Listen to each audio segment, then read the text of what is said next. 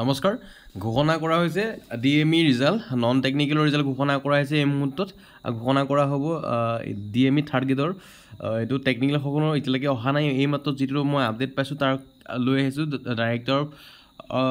medical এডুকেশ্যনৰ যি ৱেবছাইটত আছে তাত গৈ চাব মেইন ডিপাৰ্টমেণ্টত যাব এইটো যে দেখিছেনে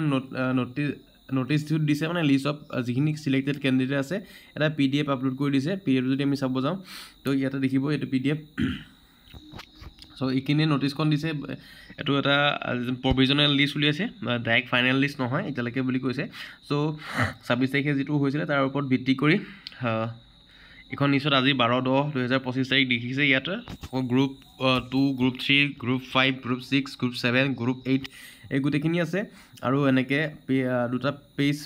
এইখিনি গ্ৰুপ 8 আছে গুটে গ্ৰুপ 9 দেখিছে গ্ৰুপ 10 গুটেখিনি ৰিজাল্ট আউট হৈছে তো এই appointment লেটাৰখন shall be issued due to course of time পিছত মানে টাইম লৈ হেই কৰিব এখন প্ৰভিজন এখন সিলেক্টেড লিষ্ট দিয়া আছে যেটো dme.assam.gov.in এটো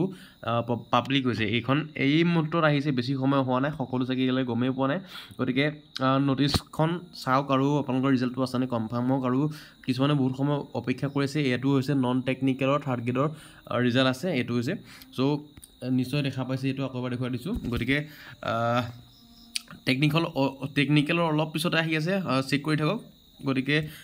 ভিডিওটো এটা সামৰিছো আন এটা আপডেটৰ লগ পাব প্ৰতিশ্ৰুতি আজিলৈ ইয়াতে ধন্যবাদ গুড নাইট